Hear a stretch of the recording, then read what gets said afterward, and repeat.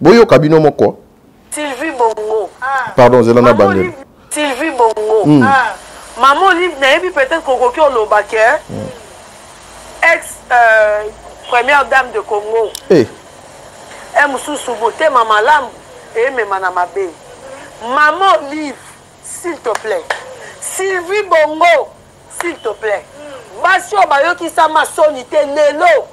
Combo Nabino, comme on compte à Nabouzo, Babel, lui paye les gens pour vous inciter et vous restez calme. Le coup Nabino Bofandi Kimia, maman livre, Sylvie Bongo. Nana Kofi, la belle vie jusqu'à fatiguer. Très bien. Vous avez compris. Dans le bêtise, vous citez les noms ya bateau bakoki kotangate. S'il vous plaît. Tout ça pourquoi? Parce que... Attendez. Attendez. Suivez. Thérésia, Barésie, Yagola, Miss Lolo, Tendresse,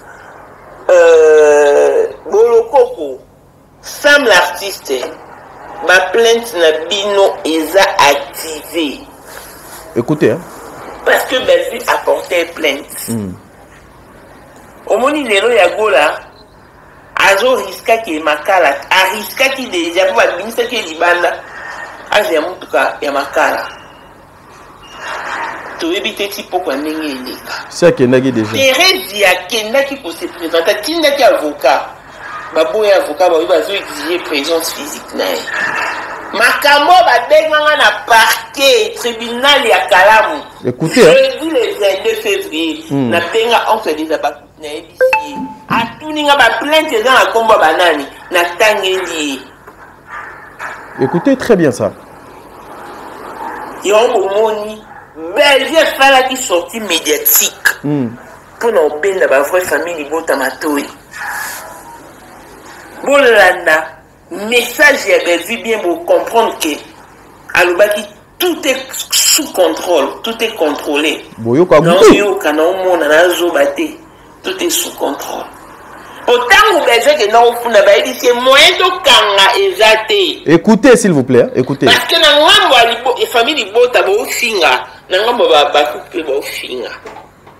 Nachena nous pose awa.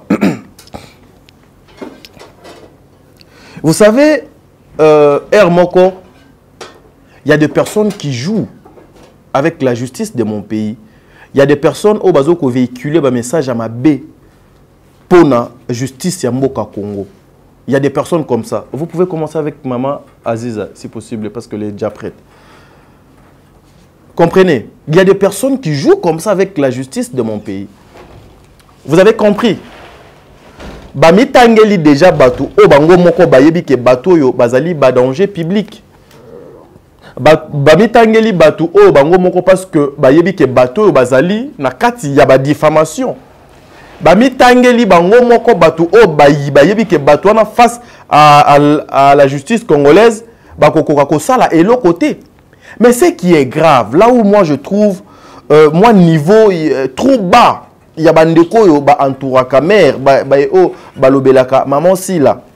Comment yo okoki koya pour dire Bellevue akedaki ko funda, Bellevue akeko ko funda, ba yebisi moye ba kanga batu ezate parce que nanga mupé ya famille Bota ba finga kabatu. C'est grave ça. C'est grave ça. Ça là, c'est très grave. Et regardez, Jar Yabatunini, mesdames et messieurs. Jar Yabatunini, comportement Yabatunini. Ndenge nini bazo ko chama kamu ya lokuta na mitu na bino. Ndenge nini bazo ko bazo chabino na ba, comment dirais-je, même bon na lo banini. Même na kati ya lokuta et senga kaifo ko cha moi mayele mo bo. Boza la quand même sage. Quelle est cette justice-là au monde où à Moutou, à Gokende, à Fundi Moutou, et justice, et yebisi que non, awa moyen, yo au funda bateau yo, exacte, parce que bateau na kuna bazo finga, bateau à kotope, bazo ko finga. Justice, ya mboka nini, ya tan nini, ya wapi. Et ce sont des personnes comme ça que vous prenez votre temps, ya ko perdre, bozo landa bango, bozo liker, bozo partager ces vidéos. Comprenez, ces genres de personnes, bato bazo koboma mers, bazo koboma société, bazo koboma makamwa mabe, ils savent qu'ils sont dans le mal. Ce sont ces personnes ici aujourd'hui au bako les canaux télévision pour parler na makambo etali ko finga na ko funda bat. N'est-ce pas bango bato baloba ki lobby awa kenga soki bakainga na 16h avant 17h ebeta fona bima. N'est-ce pas bango bato bafingi Congo, même les autorités de mon pays s'il vous plaît. Ces bandes, il y a bandeko oyo, ba toucher même dans la dignité, il y a ba haute personnalité, il y a mboka nanga. Ba autorité ya mboka nanga. Boyebi bato wana nyonso ils sont là. Ce qu'on lelo pena justice. Ah non. Le kuta ezali mabe. Le kuta ezala ndeko ya kibondo kimoyibi. Suivons. Donc continuez qu'à juste non tu le bilan qu'à juste moquer et puis moi je vais continuer avec cette vidéo. Suivons. Très bien. Émission d'insulte nyonso. Avant sortie médiatique qui est Bellevue, m'a rejeté. Après sortie médiatique qui est Bellevue, ils ont pris en compte. Les gens y a commune à 4 plaignants.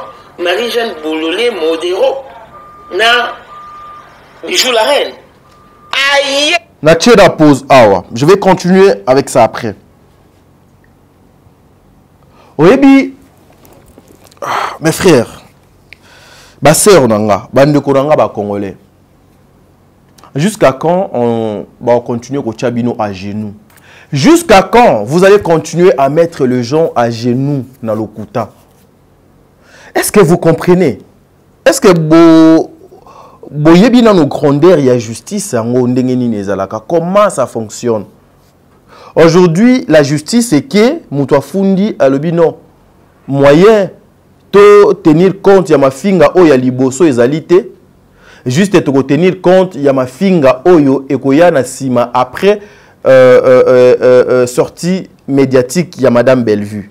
Vous êtes sur Top Media TV. Voilà, mesdames et messieurs, Bandeko Balandia, Top Media Télévision, les amoureux de cette émission, le code de bonne conduite. Bonjour, shalom. Nabanda Kunabino, shalom, bisika nyonso, ezwame bino, que la paix du Seigneur, ezalana bino. C'est votre frère Tadingalapa, l'homme de Top Media, l'homme de lobby Ekole Kalilo, c'est-à-dire Tokumo Baksaboyo Kagou, Ndengeka Tolaka qui, que 2024 est battu tout bayoka goût, c'est-à-dire goût est augmenté, annexé, c'est-à-dire na ba vie à batu nyonso yo koyoka goût, sozo continuer ka kochaka mutu makasi okoyoka goût.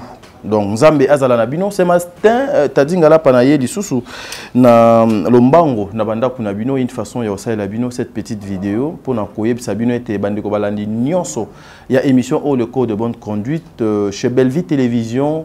Oyo bientôt awa le 4 azokoksa 6 ans Bellevue Télévision et azokoksa 6 ans en tout cas babiloko ezo continuer ko lambama bazo continuer toujours ko servir bazo continuer toujours ko chabiloko likolo ya mais ça toi on a filmé déjà lobby deuxième épisode de Kotaki na kombo ya avocat ils sont déjà disponible na Bellevue Télévision na tao na solo na bino na kansi régie kuna déjà bazo ko melengele pour na ko tchela biso extrait il y a film wana na kombo ya avocat na avocat biso to komona ba acteur belé to komona ba actrice belé ba dio obino bolingaka bato bino bolingaka na kati ya film wana avocat bazali bandeko balandi ya émission au le code de bonne conduite et aussi nazo ko belela nazo ko senga lisusu encore une fois na balandi nyonso ya Top Media Télévision on a nos ali abonné te na Bellevue Télévision kende ko s'abonner na chaîne wana pour au rataka elo côté au notifier au cliquer na ngonga wana soki au activer cloche wana ya notification à chaque fois que film et bando kota na Bellevue Télévision yo o bando zwaka message et puis au côté OK au tali film na ndenge elongo bani beaucoup de personnes nous appellent sur bamakambo ezo les réseaux sociaux tozo yoka tozo mona mais tokolobate tout est sous contrôle. Comprenez lorsque le plateau est tout autour il y a des voisins voisines que bakoki pe ko benga bana na bango moko mona bengi credo moko yepe bengi bev moko ke musika bengi des mères moko pe o mona oh non jefté moko kuna ki o Christian moko pe bengi George Dodonde na ko dédicacé été na ndenge ya bonzambe, nous sommes là et voilà pourquoi na ko senga na bande ko nyonso o bolinga Bellevue télévision na pona 6e année ya société wana toloba qui était nous devons faire quelque chose pour madame Bellevue na bino bafan to éviter qu'est-ce que madame Bellevue est en train de réfléchir mais obiso to ko sala et kozala surprise pour na maman Bellevue. Alors numéro nanga ezali osola kana mutu nyonso a se communiquer na kombo ya maman Bellevue benga na ba numéro na bango bakotia yo en contact na ngai ou bien na maman de mère ou bien na ba maman Sarah ba papa Mundirba ba papa Yams pour na koyeba nini oyo fo sala na coin oyo ozali justement pour accompagner madame Bellevue. Affaire il y a des arrestations sur les réseaux sociaux. Vous avez demandé à ce que tonton t'a dit, ah mais capé kocha commentaire naé, mais tu kocha commentaire on a ensemble. Je vous laisse d'abord suivre l'extrait à film Nabino avocat et puis on se retrouve tout justement après.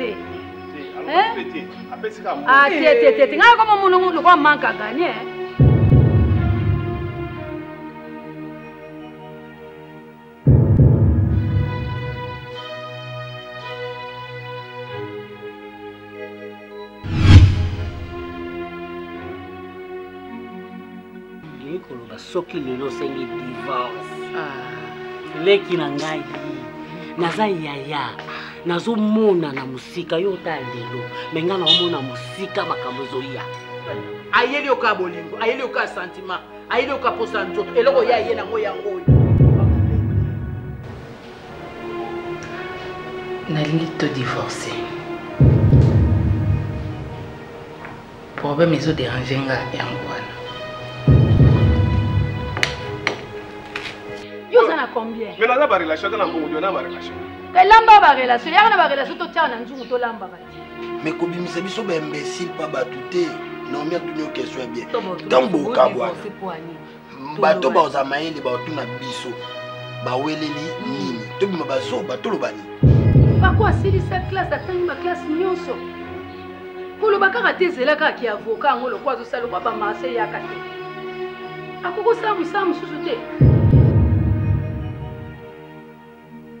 Yo ne mtolo ba bien soki sana iloko nini oyo sali leya po leya asenga divorce olonga tongo boye ko sali toilette te yo sali boye tanto tiki voisine na ona peka ndenge moko mona tiki ndenge mona parce que maman nde ya osala sala biloko wana bunga temo bunga likambo izalati ata yo mo bana kalati bofanda likambo izalati kombo izana mote ezalate non leksonga na mosa ya mwana polo pa mama oti uwa pa moso na ufanda te keba no nene boye boya ko loba na biloba loba menga so ko prendre bien telo linga na sali na zaka même kono nga zama muketo yo boya ko loba ma ale na ndako nanga mambo ma ale za yo parce que la discours nanga na biso bientôt soigné. Discours ngo yo pesa ki mitingi wapi po yo yebisa ngo benga nga na discours yo pesa ki mitingi wapi na sali yo nini elote nalingi ka lisusu te tozanga na mwasi mobali.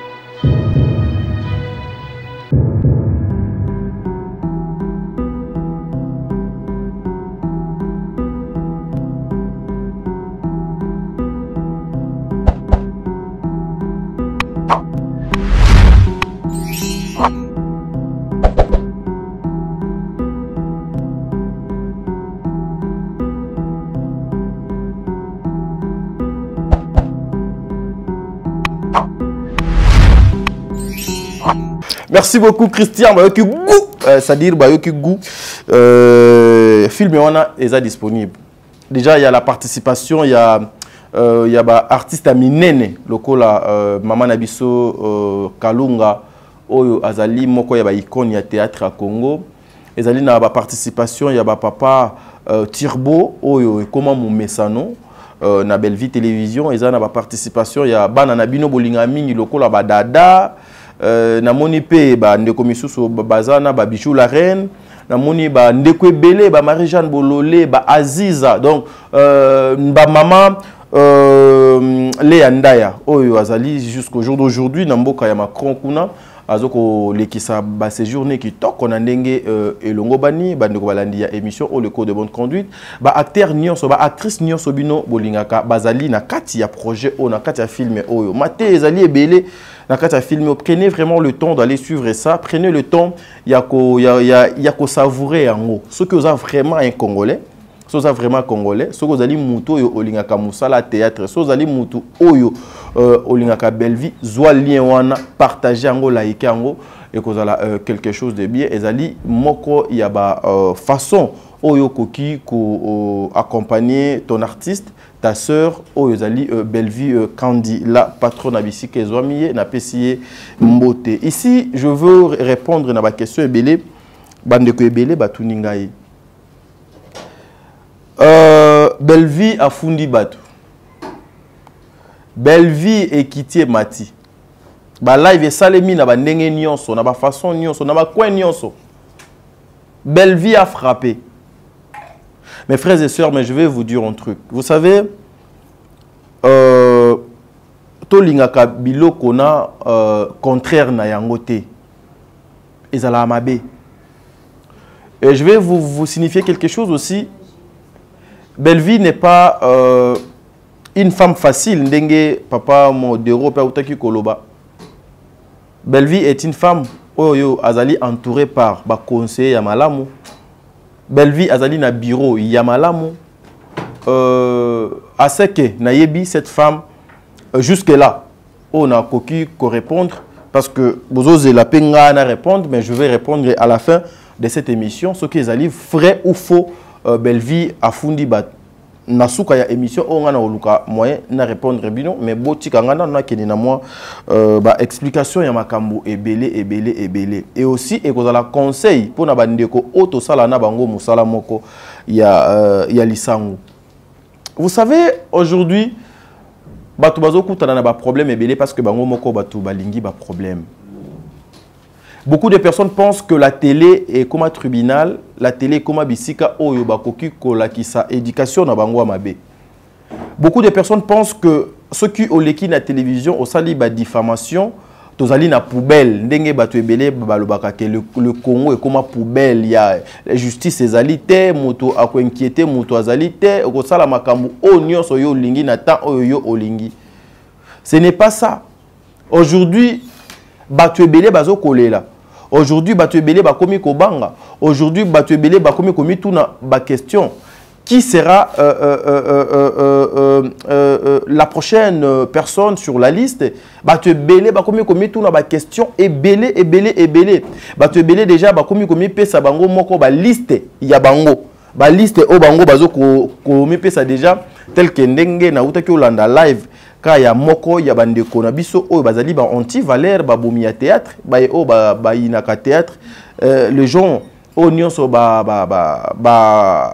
bazalaka tout autour ya maman na biso Sila qui est aussi une comédienne de mon pays nayoki live moko ndeko wana azotanga ba kombo abandi na ba kombo abandi ko tanga atangi plus de 5 kombo ya batu oyo il faut bakanga selon ye par rapport à l'information au BAPCIE.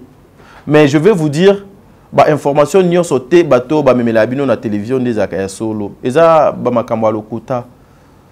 Bamakamwa lokuta parce que la partie de cette émission, nakanisi ensemble awa na top de télévision, on va faire un effort.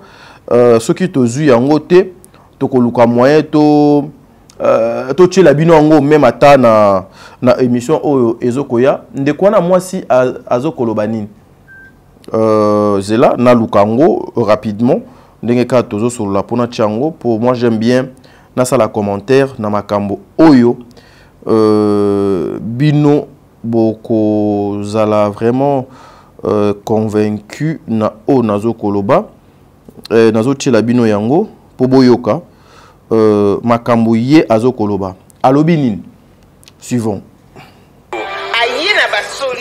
Attendez suivez. Thérésia Barési Yagola, Miss Lolo, Tendresse, Bolokoko, Sam l'artiste, ma plainte na bino eza activée. Écoutez, hein. Parce que Bellevue a porté plainte. Omoni lelo Yagola, azo riska ki makala, a riska ki déjà pour administrer ki libanda, azo ya mutuka ya makala. C'est à Kendaki déjà. Thérèse a Kendaki pour se présenter. Kendaki avocat. Baboy avocat, il va exiger présence physique.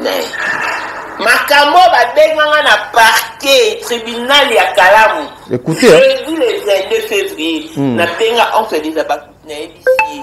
A tout ninga ba plainte dans la combo banani na tangeli.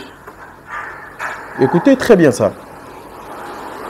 Yongo moni Bellevue fala qui sortie médiatique pour nous obéir la vraie famille Libota Matoi. Bolanda, message à Bellevue bien pour comprendre que Alubaki tout est sous contrôle, tout est contrôlé. Non, tout est sous contrôle. Autant que que non, c'est moyen de kanga exaté. Écoutez s'il vous plaît, écoutez. Parce que dans la famille Libota Bofinga. Nachena nous pose awa. Vous savez, Moko, il y a des personnes qui jouent avec la justice de mon pays. Il y a des personnes au bazo qui véhiculent un message à ma B pour la justice ya Mboka Congo. Il y a des personnes comme ça. Vous pouvez commencer avec maman Aziza si possible parce qu'elle est déjà prête. Comprenez, il y a des personnes qui jouent comme ça avec la justice de mon pays. Vous avez compris? Bami tangeli déjà batou o bango moko bayebi ke batou yo bazali ba danger public. Bami tangeli batou o bango moko parce que bayebi ke batou yo bazali na kati ya ba diffamation. Bami tangeli bango moko batou o bayebi ke batou na face à la justice congolaise bakokoka ko sala et l'autre côté. Mais ce qui est grave, là où moi je trouve, moi niveau trop bas, il y a bandeko yo ba entouraka mère, ba lobelaka maman si là. Comment yo okoki koya pour dire Bellevue akedaki ko funda, Bellevue akeki ko funda, ba yebisi moye ba kanga batu ezate parce que nanga mupé ya famille Libota ba finga kabatu. C'est grave ça. C'est grave ça. Ça là, c'est très grave. Et regardez, Jar Yabatunini, mesdames et messieurs. Jar Yabatunini, comportement Yabatunini. Ndenge nini bazo ko chama kamu ya lokuta na mitu na bino. Ndenge nini bazo ko bazo chabino na ba, comment dirais-je, même bon naloba nini, même na kati ya lokuta esenga kaifo ko cha moi mayele mo boye. Bozala quand même sage. Quelle est cette justice-là au monde où à Moutou, à Gokende, à Fundi Moutou, et justice, et yebisi que non, awa moyen, yo au funda bateau yo, exacte, parce que bateau na kuna bazo finga, bateau à kotope, bazo ko finga. Justice, ya mboka nini, ya tan nini, ya wapi. Et ce sont des personnes comme ça que vous prenez votre temps, ya ko perdre, bozo landa bango, bozo liker, bozo partager ces vidéos. Comprenez, ce genre de personnes, bazo koboma mœurs, bazo koboma société, bazo koboma makamwa mabe, ils savent qu'ils sont dans le mal. Ce sont ces personnes ici aujourd'hui au bako les canaux télévision pour parler na makambo etali ko finga na ko funda bat. N'est-ce pas bango batu balobaki lobby awa kenga soki bakainga na 16h avant 17h beta fona bima. N'est-ce pas bango batu bafingi Congo, même les autorités de mon pays s'il vous plaît. Ces bandes, il y a bandeko oyo, ba toucher même dans la dignité, il y a ba haute personnalité, il y a mboka nanga. Ba autorité ya mboka nanga. Boyebi bato wana nyonso ils sont là. Siko lelo pena justice. Ah non. Le kuta ezali mabe. Le kuta ezalaka ndeko ya kibondo kimoyibi. Suivons. Donc continuez qu'à juste non tu le bilan qu'à juste mokier et puis moi je vais continuer avec cette vidéo. Suivons. Très bien. Émission d'insulte nyonso. Avant sortie médiatique ya Bellevue. rejeté. Après sortie médiatique et Belleville, ils ont pris en compte. Les gens y a commis 4 plaignants. Marie-Jeanne Bololé, Modero, na Bijou la Reine. Aïe! Natchez la pause. Je vais continuer avec ça après. Oui, mes frères, ma sœur nanga, bandeko nanga ba congolais. Jusqu'à quand on va continuer au Tchabino à genoux? Jusqu'à quand vous allez continuer à mettre les gens à genoux dans le Kouta? Est-ce que vous comprenez? Est-ce que boyebi dans nos grandeurs, il y a justice? Comment ça fonctionne? Aujourd'hui, la justice, c'est que Moutouafundi a le bino moyen de tenir compte de ma finga oya liboso ezalité. Juste de tenir compte de ma finga oyo ekoya na sima après sortie médiatique de Madame Bellevue. Mes frères et sœurs, même à ta moutou oyo akenda même à ta école maternelle te. Même à ta ndenge kaka bango ba tu o ba finga ba autorité ya mboko oyo ndenge ba critika justice ya mboka na biso na ndenge salité na ndenge ya bosoto. Ndenge kaka bango moko batu o bazo ko réclamer justice lelo o ba piétiner sur les autorités ya Congo oyo. Est-ce qu'aujourd'hui mutu pena ako kende à réfléchir terre à terre na niveau oyo que toko moye ba kanga batu ezalité insulte nyonso o ba finga ki avant sortie médiatique ya Belleville ba ko tenir en compte ba ko tenir compte na yango te. Il faut pas tenir compte, il y a insulte ou juste ça après sortie médiatique ou message à Belleville conduit. Mais en tout cas, c'est n'importe quoi. Ce sont de bêtises. Ce sont de bêtises. Yango batu obino bubolandaka o ba prétenda koza mayele besoin niveau bazo ko réfléchir. Et à chaque fois, ce sont ces gens ici qui prenaient ce qui est des choses secrètes. Il y a makambo etali justice de mon pays. Bango batu bazo ko tia yango na ba place publique. Est-ce que c'est ezali mutuya? C'est genre il y a ba vidéo oyo, ba vidéo ya boye. Est-ce que ezali mutuya lelo mutu mo boye afandi na ndaku na ye na télévision, azo ko sala ba genre ya ba vidéo oyo pour montrer aux gens image nini ya justice ya mboka nanga. Pour montrer pour la relaxer Batounine, pendant que le chef de l'État ensemble avec Bayo Bazoko chapeauté justice Yambo Kananga Bazoko Bunda nuit et jour pour na koluka moyen appareil judiciaire Yambo Kananga et retrouver ba vraie valeur nango. Mais vous êtes là pour tirer ça na ba émission ya lokuta na makamozanga motu na makolo. Est-ce qu'aujourd'hui vous pouvez pleurer ceux qui bafundi mutu? Ceux qui moutoisa aux arrêts donc aujourd'hui, est-ce que vous pouvez pleurer? Est-ce que vous rendez compte? Il y a des abus au Bokozé dans la place publique, dans les réseaux sociaux. Le moment que tout le monde insulte ici. Vous avez même piétiné ex-première dame qui a de valeur. Vous avez même piétiné les autorités de mon pays. Oyo. Na évité ce qui n'a pas bango na place. Merci beaucoup, madame. Ok? Ce sont des choses où moi, personnellement, ça me choque. Parce qu'aujourd'hui, s'il faut comme il y a justice, tu vas faire face avec tes vidéos, tu vas faire face avec tes émissions. Bien qu'aujourd'hui, tu as commis que constater, certaines personnes ont commis que effacer ma vidéo. Mes frères et sœurs, la vie est au singulier. La vie est au singulier. L'infraction peut être individuelle. Chaque moutou a na mbano na ye na makambu oye azoko sala akozwa mbano na ye. Akozwa mbano na ye na makambu oyo azoko sala. On ne peut jamais encourager le mal. Les réseaux sociaux, et comme ma place, il y a bêtises, il y a insultes, il y a n'importe quoi. Aujourd'hui, Moussala Nabiso est baby. Moussala Nabiso est baby. Pourquoi? Parce que les anti-valeurs vont envahir l'espace médiatique du Congo. Aujourd'hui, des femmes légères, il y a lobby, lelo, babengi bango, ba influenceuses. Parce qu'ils influencent quoi?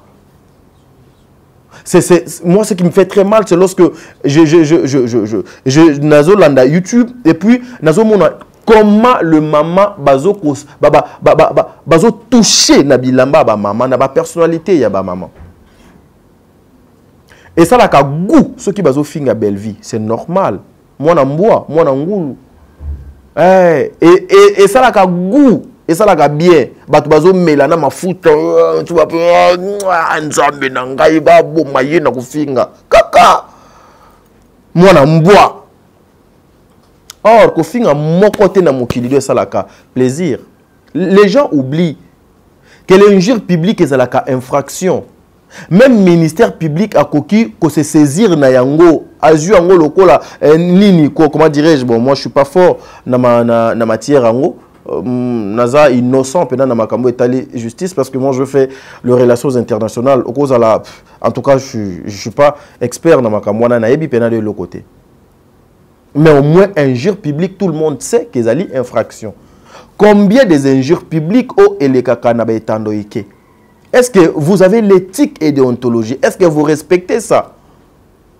Aujourd'hui nous sommes en train de faire de tout notre mieux pour de sauver même secteur na biso oyo ya biso ba etole kaka na ba etando eke pour na etali YouTube. Aujourd'hui nous avons beaucoup de parvenus, oyo ils sont incapables, j'allais dire incapables. Il y a qu'à faire face ya makambu ya malonga. Beaucoup de personnes qui sont là justement parce que ngafona loba. Et aujourd'hui, YouTube, il y a des chaînes. Oyo et Salema sans contenu. Contenu na si bazwa déjà Belleville na bango. Ceux qui ont l'équipe, faut finga Belleville makasi. Faut finga maman Top makasi. Faut finga maman Milo makasi. Il faut finga. C'est-à-dire, un groupe de gens, journalistes yebike, ndenge nazo kenoko yamba Marie-Jeanne Bololé, faut afinga, faut tumba. Faut atumbazala, comment faire bouka bordure. C'est ça l'information, c'est ça former, c'est ça informer les gens, selon vous. Or, les ali pratique yamabe. La jeunesse aujourd'hui, tozali sans espoir, tozali balisu souté, toko kende wapi, toko suka wapi, lobi nabiso ezoye banate, eza sombre. À cause de ça, les antivaleurs qui nous entourent. Moussala Koufi. Moussala Koufi, mes frères et sœurs. À cause de anti-valeurs. Aujourd'hui, les anti-valeurs niant soya mokili. Na monde ya média, ce que y a na théâtre, beaucoup trouvé on a ka moko boué. Et moi je me pose des questions. Pourquoi quand on a bazala kakana, genre ya catégorie ya batumo boué n'habité, basala sélection ndenge nini, bazwa tonga, bengana. Donc tout homme toyebi ke baza ba mal bouche, ba mal repité les réseaux sociaux, bango nyon so bakina okangama bloc moko. Aujourd'hui, bato bazo le la ba plainte. Oui, ce qu'on sali mabe orozwamba non, même moi qui vous parlais là, nga on a fandi. Ce qui n'a qu'au au-delà, il y a principe au-delà, il y a éthique et déontologie en tout cas, il faut que je sois frappé na mibeko. Mais il faut que banana non a UNPC, ça je vous informe, peut-être beaucoup de personnes vous devez d'abord commencer là-bas na UNPC. Vous commencez là-bas, UNPC a invité ngakuna, après ndeto yena bino place au bino bwana besoin bokende. Mitambweza. Tozo yoka to mona, mais nyon seza ka sous contrôle. Boyoka goût. Oui, je peux pas. Naza na ba limite nanga. Lelo bokoma ka bofandi na bino ka bobani ko belela ba kombo ya batu minene ya mboka o. Mais bozo koloba ba bêtise na minoko na bino. Bozo belela ba kombo ya batu minene ya mboko. Moi, j'étais choqué, excusez-moi. Peut-être Rena évoqué kombo nae, elle va m'excuser, c'est une concert mais azali yaya o biso to banda ko tala bango to zana na ba université tozo kende ko yokola. La télévision. Aujourd'hui, la personne de maman Sylvie Bongo, une grande dame, il y a média. Mais les gens veulent mettre ça dans ces bêtises. Ozoya po ofinga na yo belle vue. Po ofinga na yo maman moko boue, papa moko boue. Mais na munoko na yo olingi olatisa maman wana ke azala collé. Pensez-vous que cette grande dame a koki kondi ma pena personnalité na ye ezala na ba bêtise na bino? C'est comme ça que beaucoup de personnes évitent d'être donc avec vous, de manger avec vous, de marcher donc avec vous, de s'approcher de vous. C'est pour éviter que salité wana ezwa bango. C'est une maman azali modèle, maman wana azali modèle, aza modèle na presse ya mboko batiki ba empreinte belé et puis azo continuer ko sala musala na ye. C'est une grande dame. Aujourd'hui, moi, je peux, Kofana na Kitiawa, je peux nako sala commentaire sur sa vie professionnelle, nako sala commentaire sur son parcours, nako zoye lokola modèle, lokola exemple moko boy. Mais koyoka mutu mo boy, ndeti ba uto kanga, afandi na pena afukami, alobi Mama Sylvie Bongo, Mama Olive, Mama, mais c'est quoi ça? C'est quoi ça? C'est quoi ça? C'est quoi ça? Aïcha Okoko. Donc, pour Afinga, Azuna nos permission. Alouki Asengana permission. S'il vous plaît, to épargner Batouana na Babiloko. Tala baza minene. Baza minene. Ba maman Sylvie, baza Batou. Batou na mboko yo, baza Batou. Moutou doit ko sauter. Donc, ce que oyo bango basali na presse ya mboko, Batou belé nano basalite. Bazo luka ko sala yango. Bazo luka nanu ko sala yango, mais nanu basali yango pété.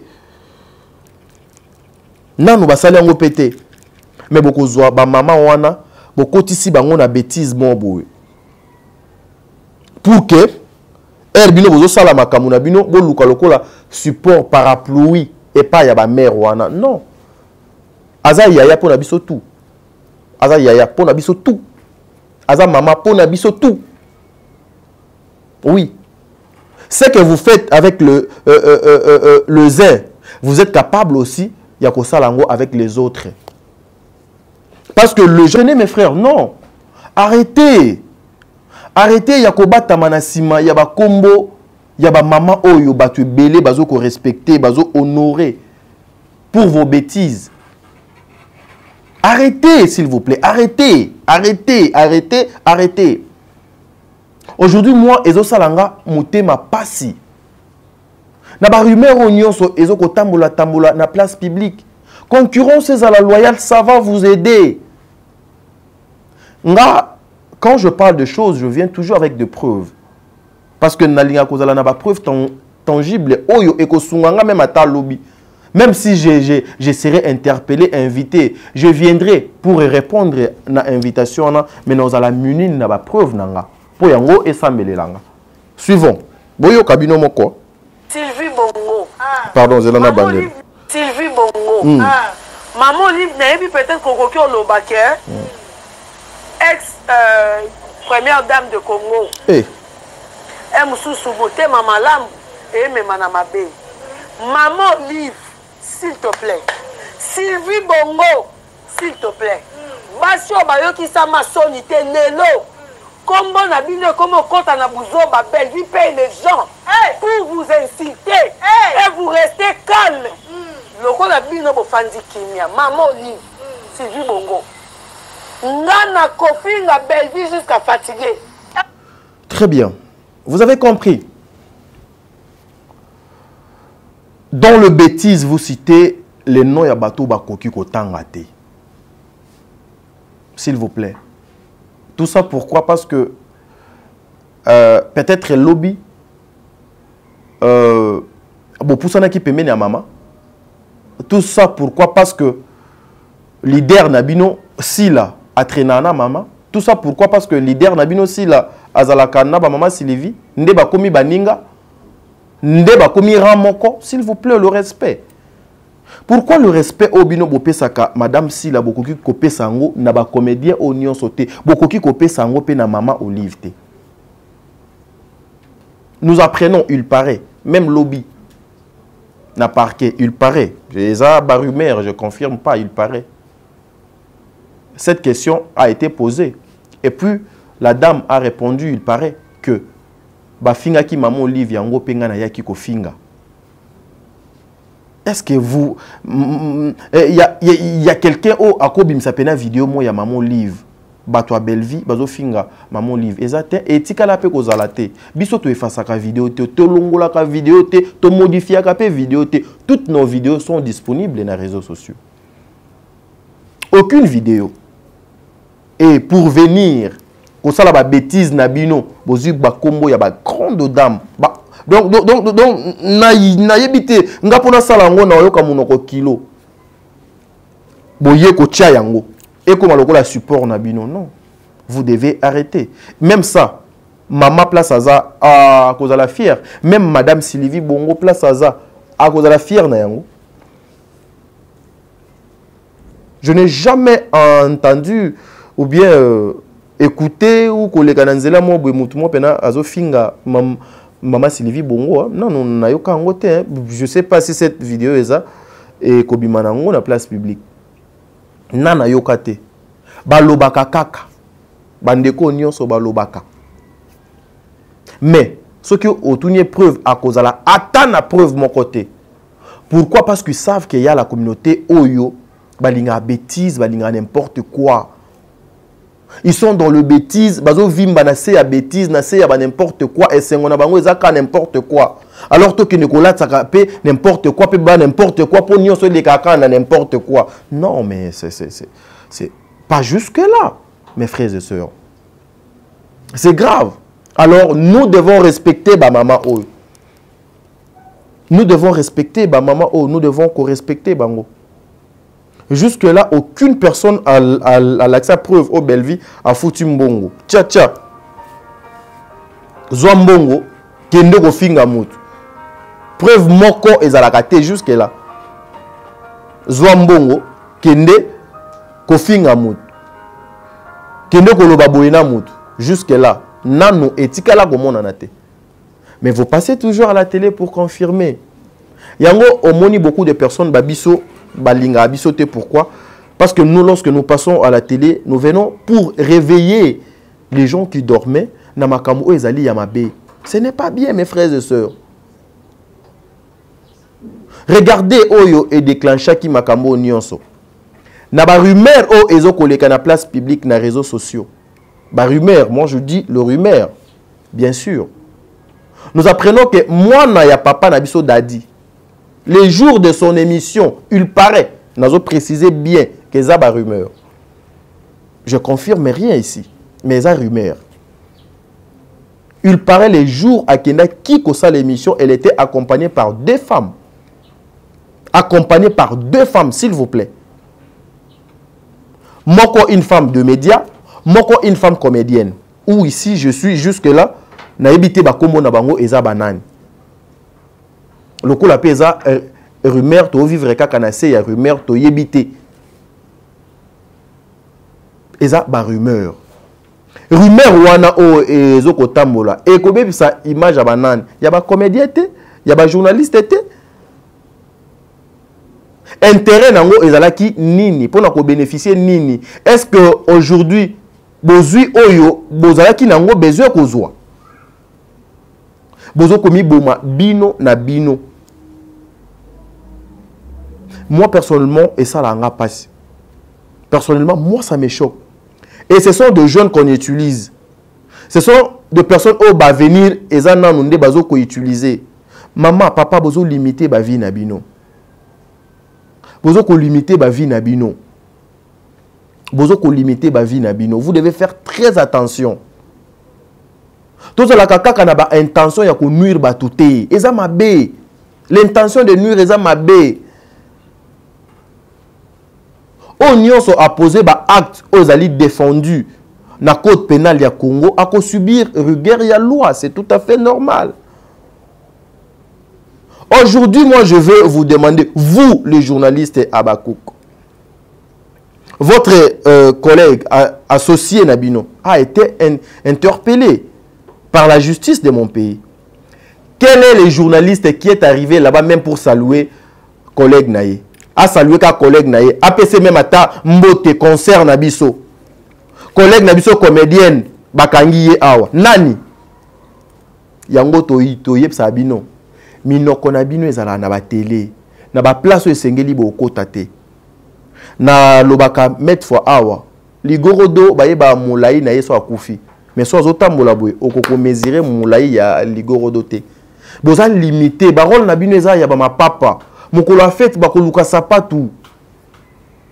Ce qui veut dire bino moko na mitu na bino boyebi ke ngaso na komi sur place wana c'est autre chose et koko melanga boko yate. Si y a que prison wana aucun journaliste oyo donc a défendre kasila akina ki otala donc ndeko na bango. Je dis aucune personne. Ceux qui n'a lobby kutu journaliste c'est trop dur mais aucune personne. Pourquoi? Parce qu'ils savent nzela o batambola kana oyo bango baza. Eza manque à gagner pour na avenir na bino, eza manque à gagner pour na vie na bino, besoin limiter ba vie na bino. Dans la vie, il faut être libre. Demain à Salaki live moko awa, asa takaki sérieusement na madame Bellevue. Ouais, mais parce que le libre asali analyse na ye. Azali attaché de presse ya madame Bellevue. Mais elle a senti que non, je suis capable aussi, à part qu'on a attaché de presse, je dois sauver l'image. Il y a Moutou Oyo, Azali cheftain nanga, par rapport, il y a Créneau nanga, par rapport, il y a Moussala na sala. A mataki, le journaliste, Asali Moussala na ye na nenge et Longobani. Mais peut-être Batu Belé, Bakansa qui a que des mères est venu pour nuire ou détruire. Et puis Batu Belé, qui va profiter pour dire que des mères na belle vie, Bakabwani, Baswani. Non. Biso to yaka awa to fandi tozo décortiquer tozo critiquer biloko ya Bellevue na degré moko impossible. Mais munga nazalaka tous les jours avec madame Bellevue. Non. Na longwe pembeni na ete. Mais je mets d'abord mon travail liboso na lobby ba vérité on a ceux qui bureau ya mère elandi ou bien ba technicien ne balandi ba ko tenir compte même ata na aspect moko obiso to meki ko évoquer na émission wana. Le chef, vous devez éviter le flatteur. Vous devez éviter le flatteur. Le flatteur, il y a pour tongate. Le flatteur, il y a pour détruire, pour nuire, pour bébisa. Le flatteur, il y a pour bé. Flatter les gens aussi, c'est pas bien. Je ne sais pas. Pour quelle raison, mes frères et sœurs? Aujourd'hui, elle est en prison. Elle est en prison. La prison, ce n'est pas la fin du monde. Mais au moins, elle est en prison. Personne aussi n'a dit qu'elle est en prison bongo à Obimate parce que j'ai vu des messages à Obimate, elle est en prison à Obima. Oh, mais oui, mais c'est ça le souhait de tout le monde. Il faut hasard libre à Abima. Mais l'essentiel qu'elle est allée en prison. Lorsqu'elle est partie là-bas, elle est partie seule. Hein? Le chêne oyo babano sa que nous sala molongo kuna po bokenende ndetwa boelilo photo tumba pena. Ata moko akomaki kuna, ata moko alakisi ate longi na ye kuna. Le soutien des fois aussi c'est physique hein. Moi herba uta ko interpeller madame Sarah Awa herba kosaka ke chroniqueuse moko afundi Sarah or ce n'était même pas chroniqueuse aka monsieur moko azaka na poto. Mais ayaka pe akutana na mama na résistance no kwa na yebi c'est que moi je dis ayebi na ba avocat na yeba yebi. Moi j'étais là. Na parquet na ke na koti na sali tout. Tout, j'étais là. C'est-à-dire il y a rien au donc bank sakanga et si longtemps que nana sa moyi o no tambola na ndenge elongo bani. Je contrôle là où je mets mes pieds. Même ba adversaire nanga. Même ba challenge nanga même bandeko tozala na bango na ba concurrence moko boye je le respecte et je dois peser mes mots et l'ombe cessé bozawa boloba ki so ki bakangie 7h avant 8h abimi boke bimise na makala abima na ye parce que c'est ça les soucis de tout le monde abima c'est ça les souhaits de tout le monde. Mais été yabino. Été yabino. Omoni lo yenge bobo salak. Omoni lo yenge bo salak. J'apprends qu'il y a un parquet là-bas, il n'y avait personne. Alors, moutouté. Moutouté. Bomoni siko lo yenge bo salak à place. Et comme à grave. Naïb Sabino, mes frères, la vie est au singlier. nga pona zo ba vu awa et c'est nga te fona finga moto. Même si YouTube me paye $100 na fin du mois, je dis gloire à Dieu. Ata foutinga 50 €, gloire à Dieu. Je cherche pas na zo ba vu ebele na lukwana abusé na mokili mobimba kaka pona zo ba vu. Réputation basomba kango te. Réputation basomba yango te. Ba journaliste elombe, ba banga kate, ba sibanani. Ba ninga pedo ezalaka ke, ba kangi moninga na bino boye. Bo télémite. Bo ke wanat. Qui est allé là-bas? Qui est allé là-bas? Personne. Ti ake amoni 4 mire. Personne. Pour nous l'axa, grandeur na niveau obino boza. C'est pas bien mes frères. C'est pas bien. Et nous devons respecter ba maman, ba papa. Faut tout respecter bango. Ouais. Aucune personne aujourd'hui à cause de la heureuse, j'allais dire, parce que je parlais de la personne. Une fois, on insulte les gouverneurs de la ville. Bazo fingaye pour la Ursule Péchanga, s'il vous plaît. Mais moutozo fingaye azata na preuve te. Lelo baliba koma ba donneur de leçons. Que bango kuna pe ba finga kabiso pe to fingi. Non. Ba exemple à ma B tozwa kangote ezalaka lokola place obiso tokoki ko s'appuyer face ya ba instant oyo esengeli poyo oke défendre lokwana tu seras incapable. Boki goût. En tout cas, je vais profiter pour l'instant oyo de dire un grand merci à maman Bijoun Ketani.